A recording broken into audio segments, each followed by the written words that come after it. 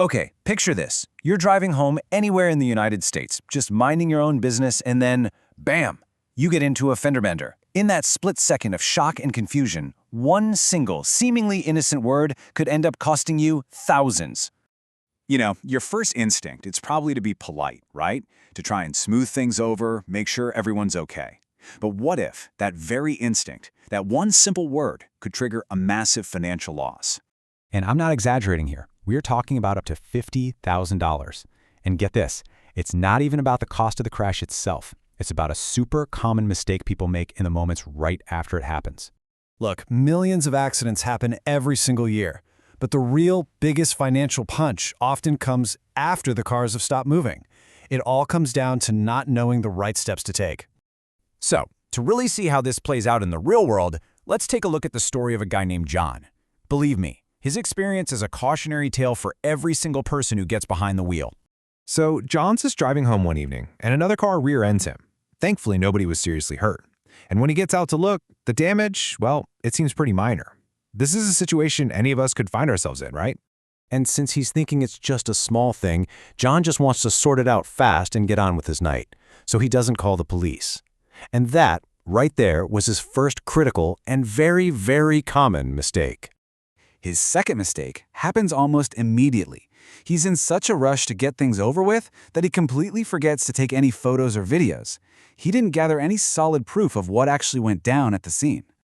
But his biggest blunder, the one that really cost him, it all came down to just one simple 5-letter word. It's a word you and I probably use every single day without even thinking about it. He said sorry. In the United States, that one little word can be legally interpreted as an admission against interest, which is basically a fancy legal way of saying it's a confession of fault. It doesn't even matter if you meant it that way or not. And this is where things just fall apart for him. You can see the huge disconnect, right? John expected his insurance company to pay for the damages. But with no police report, absolutely no evidence, and his own apology being used against him, his claim was denied, flat out. So in the end, John had to pay $8,000 right out of his own pocket for an accident that wasn't even his fault. This kind of thing happens to thousands of people every year. But listen, it does not have to happen to you. So how do you make sure you don't become another John?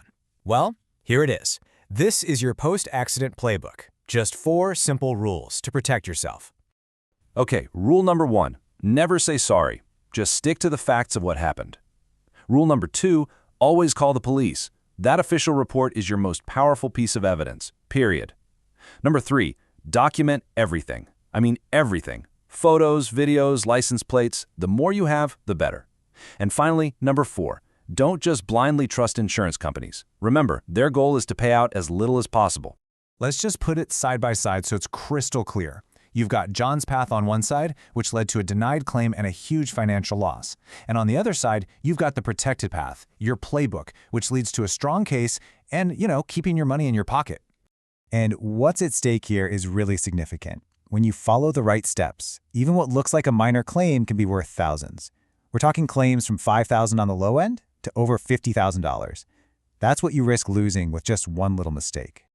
Look, you can't always stop an accident from happening. That's out of your control. But what you can control is your response. It's all about shifting your mindset from just reacting in the moment to being prepared. An accident is total chaos. It's sudden, it's stressful. But your response? That doesn't have to be. Having a plan in your head is seriously your best defense. So now you have the playbook. You know the rules. When that unexpected moment finally comes, are you going to be ready? Because after a crash, knowledge isn't just power. It's your financial protection.